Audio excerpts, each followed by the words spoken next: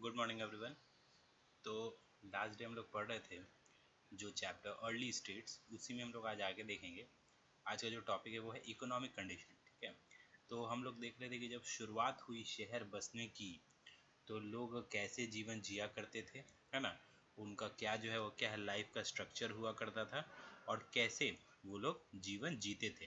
ठीक है, आज जानेंगे उनके आर्थिक स्थिति के बारे में, इकोनॉमिक कंडीशन के बारे में, कि आखिर रुपए पैसे से रिलेटेड उनका जीवन कैसा था। ठीक है,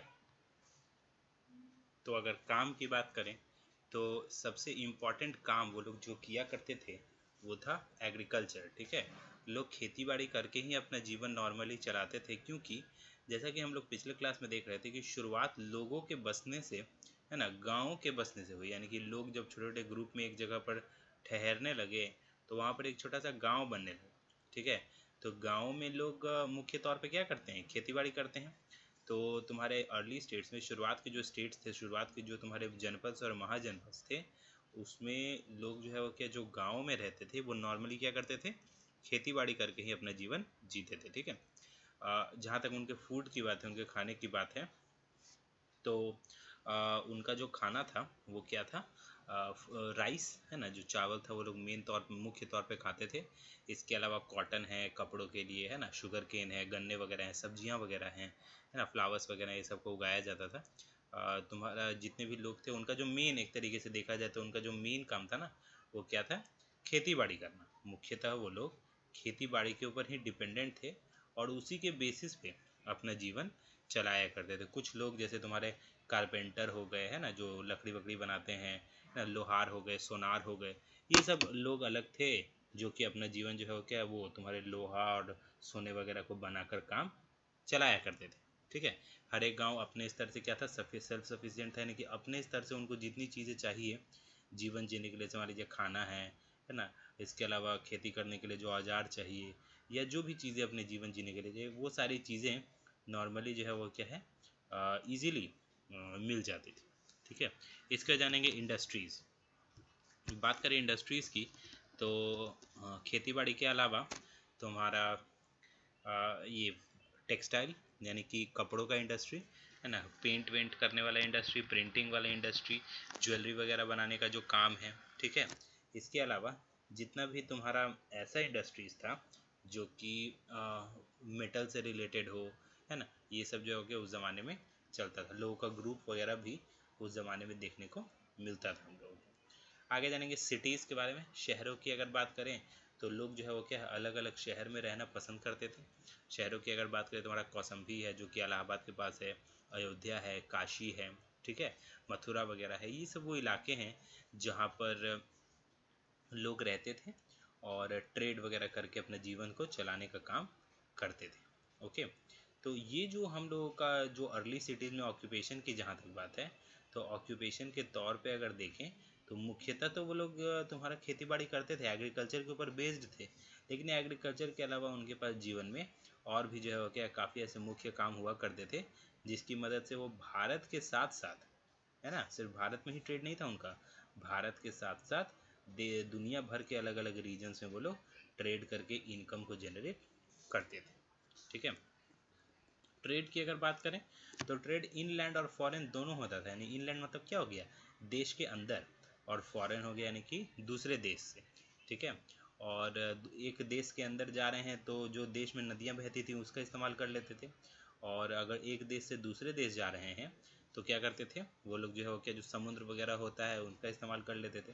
तो कौन कौन से देशों से करते थे, दूसरे देशों की जब बात होती है तो श्रीलंका हो गया, है ना, या फिर तुम्हारा थाईलैंड वगैरह हो गया, है ना, या फिर जो है वो क्या हाल, और भी बहुत सारे ऐसे देश हैं जो कि यूरोप के अलग अलग पार्ट्स में स्थित हैं।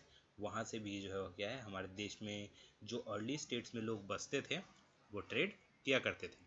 ठीक है, अब ट्रेड क्या करते थे, क्या सामान भेजना और क्या सामान बेचना, ये सब काम करते थे।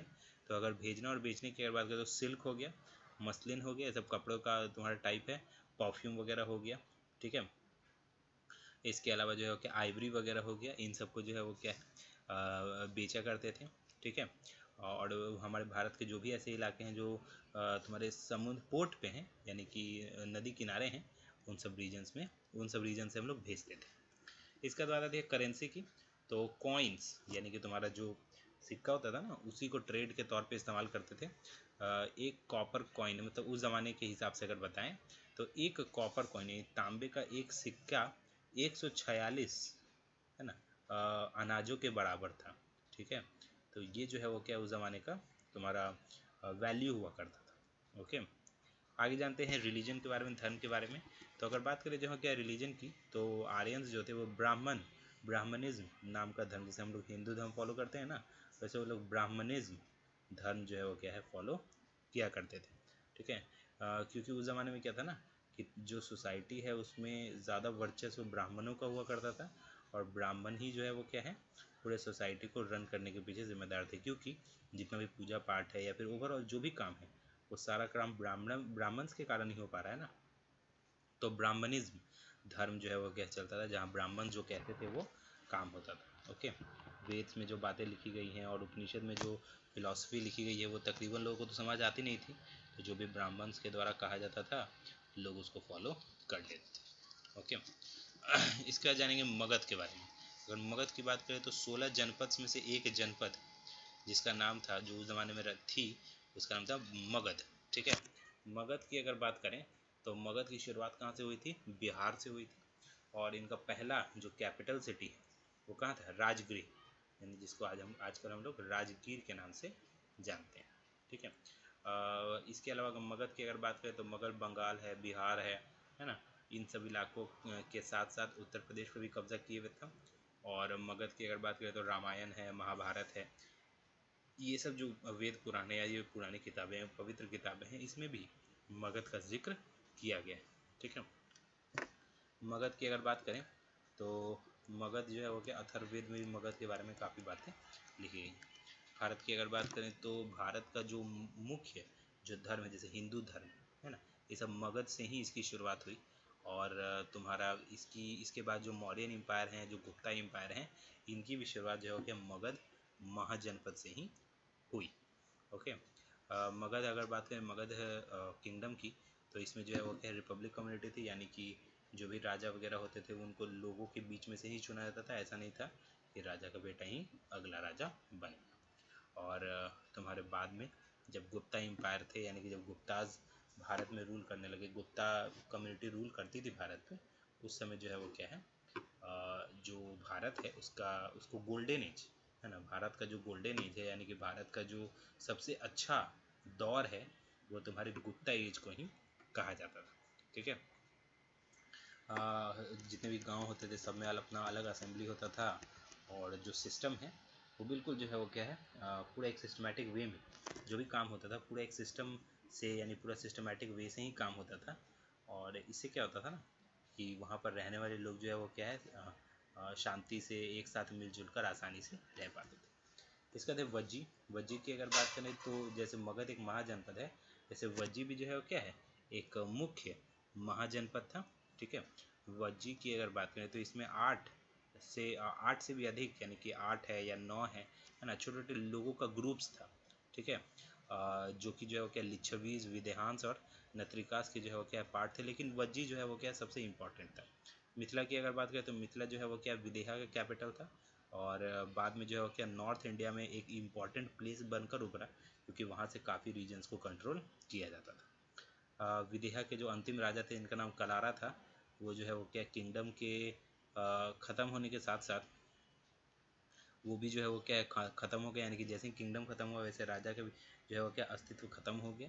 ठीक है, साथ ही जो है वो क्या है किंगडम के, यानी कि ये जो हम लोगों का किंगडम है वज्जी, इसके जो रिमेन्स हैं, ठीक है, यहीं से लिच्छवीज और विदेहंस जो रिपब्लिक्स हैं उसकी शुरुआत। ठीक है, लिच्छवी काफ़ी इंडिपेंडेंट लोग थे, और mother of Mahavir was a Licchavi prince, जो महावीर हैं जिन्होंने जैन धर्म की शुरुआत की, उनकी माँ जो है वो भी जो है क्या लिच्छवी की ही एक राजकुमारी थी। ठीक है, वैशाली जो है वो क्या है जो रीजन है आज हम लोग जानते हैं, वो लिच्छवीज का जो है वो क्या इंपॉर्टेंट सेंटर हुआ करता था। ओके, वैशाली की अगर बात करें तो वैशाली जो है वो क्या गंगा नदी से 25 मील नॉर्थ में स्थित था, और राजगीर से 38 मील नॉर्थ में स्थित था। ठीक है, जो दूसरा बुद्धिस्ट जो काउंसिल है वो वैशाली में ही हुआ था। लिच्छवीज जो थे ना वो बौद्ध धर्म के फॉलोअर थे, बौद्ध धर्म को अपनाते थे। और ऐसा माना जाता है कि गौतम बुद्धा वहाँ पर कई बार गए। और जो लिच्छवीज थे वो जो है वो क्या है काफ़ी समय तक जो है क्या उस रीजन में रूल करते थे। जो लिच्छवीज थे वो नेपाल से काफ़ी जुड़े हुए थे। लिच्छवीज जो है वो क्या क्षत्रिय थे, ठीक है। मनुस्मृति में लिखा हुआ है कि लिच्छवी में जो भी लोग थे वो क्षत्रिय थे और वैशाली उनका हेडक्वार्टर्स था। बाद में लिच्छवीज को अजात शत्रु जो मगध के थे उनके द्वारा हराया गया और वहाँ से एक दूसरे किंगडम की शुरुआत हुई, ठीक है। तो ये चैप्टर यहाँ पे आकर समाप्त होता है। चैप्टर को पढ़िए, जो भी डाउट है वो पूछिए। डाउट नहीं है तो अगले क्लास में इसका क्वेश्चन आंसर वगैरह सेंड कर दिया जाएगा। ओके।